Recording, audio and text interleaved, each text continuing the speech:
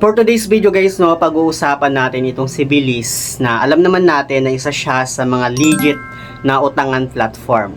And aminado din ako guys, no, na isa siya sa pinaka-favorite ko na OLA na meron ako ngayon. So bakit natin siya pag-uusapan?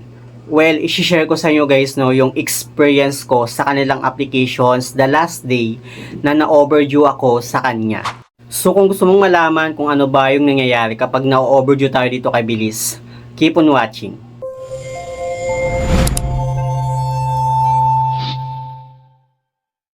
Hi guys, it's Sil Mariano and welcome back to my YouTube channel. At kung hindi ka pa nakakapag-subscribe sa aking YouTube channel, please subscribe dahil palagi akong nag-share ng aking experience about sa mga OLA. So ay nga guys, no, pag-uusapan nga natin itong si Bilis na alam naman natin guys, no, na si Bilis ay isang legit na utangan platform. Pero sa mga hindi nakakalam guys, na hindi lang po basta utangan platform itong si Bilis, kundi isa rin po siyang buy now pay later. Yes guys, no, isa rin po siyang buy now pay later na kung saan pwede tayong kumuha ng mga items na gusto natin. Like mga gadgets, laptops, appliances, and actually guys, no, hindi lang mga gadgets yung pwede nating makuha sa kanya, kundi pwede rin tayong mag-book ng mga plane ticket or mag-hotel na gagamitin natin guys, no, itong si Bilis. Kaya no wonder guys, no, na isa si Bilis sa mga inaalagaan at iniingatan ko na OLA kasi sobrang useful niyang gamitin. But for now guys, no, ang pag-uusapan natin is yung overview ko. Kung ano nga ba yung na-experience ko dito kay Bilis nung na-overdue ako sa kanya last week. Nangharas ba yung kanyang mga agent? Well, for me guys, no, hindi po nangaharas yung mga agent ni Bilis. Sobrang babait ng kanilang mga agent. So ito nga guys, no, yung na-experience ko dito kay Bilis last week, which is dapat March 3 guys, no, yung due date ko sa kanya. Kasi every 3rd of the month yung due date ko kay Bilis. And actually guys, no, naka 5 multiple loan ako sa kanya. So 5 guys yung binabayaran kong loan dito kay Bilis every month. So ayun nga guys, no, March 3 yung due date ko. Then, meron pa siya guys, no, meron pa silang pa 2 days grace period dito kay Bilis, which is pwede mo pa siyang bayaran ng March 5, pwede ko pa siyang bayaran ng March 5 na walang pinapatong na interest or penalty itong si Bilis. So, ayun nga guys, no, March 3 pa lang nag-email na ako kay Bilis na madidelay ako ng payment. Like, March 7 na ako makapag-settle kasi medyo kinapos ako sa budget. Then, naintindihan naman guys, no, ni Bilis, which is binigyan niya ako ng promise date na babayaran sa ganitong day. So, ako naman guys, nag-promise ako, kinonfirm ko, then, nag-agree guys, sobrang nakakaintindi talaga guys si Bilis sa situation mo. And, ayun, yung promise date ko guys, no, is March 7. Pero guys, no, since na 5 multiple loan ako sa kanya, yung 4 doon, nabayaran ko siya ng maaga, like mga March 5. So, nabayaran ko siya guys, no, yung isa na lang yung hindi ko pa nababayaran. Pero nung dumating guys, no, yung March 7, which is nakalimutan ko na yun na yung promise date ko na makapag-settle ako dito kay Bilis. And isa na lang guys yung babayaran ko, which is yung 2,071 pesos. And lumampas na siya guys, no, ng 12 AM, which is March 8 na siya. Yun na yung time na nakahawak ng phone ko, nag-check na ako ng phone ko, ng mga applications. So dito guys, no, yung chinek ko nga kay Bilis, no, from 2,071 pesos na dapat kong bayaran sa kanya.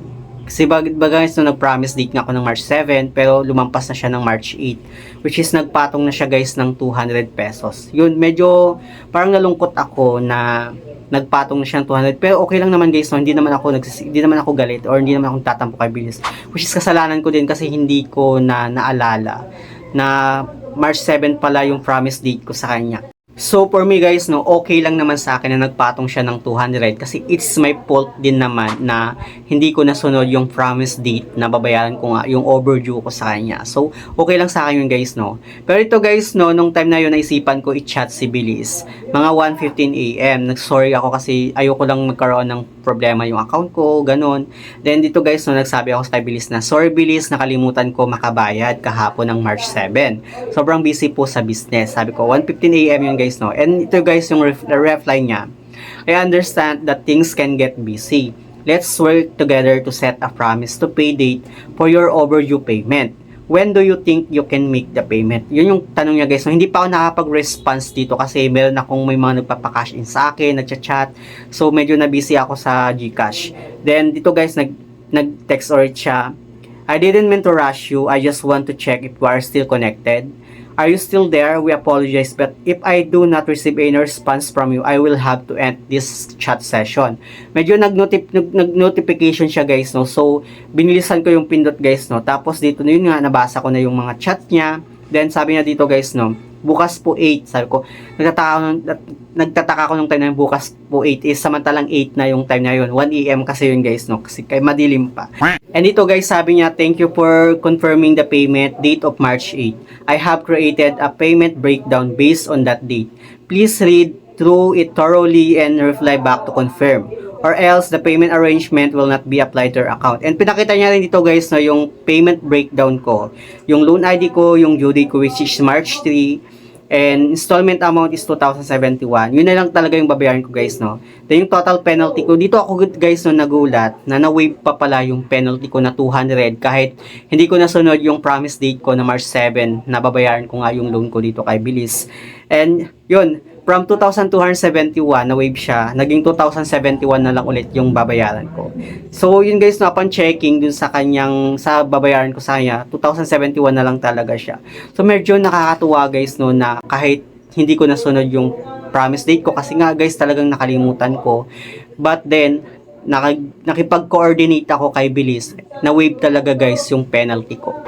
Actually guys, no, hindi ko in-expect at hindi ako nag-expect na ma-waive pa pala yung penalty ko.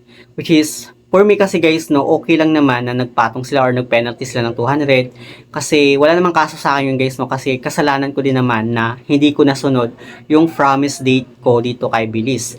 But then guys, no, ang main focus ko lang naman that time na kaya ako nag-chat sa kanila is gusto kong mag-sorry and gusto kong makipag-coordinate sa kanila para hindi lang magkaroon ng problema sa account ko in the future, ganon. But then, nagulat talaga ako guys, no, na na-waive pa pala yung penalty ko. Grabe talaga guys si Bilis, dahil sa experience ko na yun guys, no, sa kanya, mas lalo niya akong napahanga. And talagang masasabi ko na talagang aalagaan ko ito si Bilis dahil bukod sa napaka-convenient niyang gamitin, sobrang bait ng kanyang mga agent, hindi nang harass at sobrang nakakaintindi sila guys. No? Unlike dito kay SpayLater, yes guys, no. Kay SpayLater na overdue ako ng 3 days, ang laki ng pinatong, 700 pesos yung pinatong niya. While dito kay Bilis guys, no, almost 5 days na akong overdue. Well, hindi kasama na dun guys, no, yung 2 days grace period ni Bilis. Pero okay pa din guys, no, kasi imagine mo 3 days na akong na-overdue, wala man lang penalty na pinatong itong si Bilis. So yung kailangan lang talaga natin gawin guys, no, is makipag-coordinate tayo kay Bilis, makipag-usap tayo sa kanila na madidelay tayo ng payment and nakakaintindi naman talaga sila guys, no. But for me guys advice ko lang, wag natin abusuhin yung pagiging mabait ni Bilis kasi guys may hangganan din yan. And wag tayo lagi nagpapa-overdue, wag tayo lagi nagpapa-late payment unless kailangan mo lang talaga guys. Kasi guys, no, meron din kaakibat yan eh. Meron consequence na kapag palagi kang overdue, palagi kang late payment, may consequence yan guys, no. It's either papangit yung record mo or magkakaproblema yung account mo in the future. So dapat talaga nating ingatan at alagaan yung account natin dito kay Bilis. So yun lang naman guys, no, yung gusto kong i-share sa inyo about dito kay Bilis, yung experience ko about dito kay Bilis. Sana meron kang natutunan guys. But anyway, sa mga hindi pa pala nakakapag-subscribe sa aking YouTube channel, please don't forget to like, share, and subscribe. Click the notification bell para lagi kang updated sa aking mga susunod na video. Thank you guys, thank you for watching, and see you on my next video. Bye!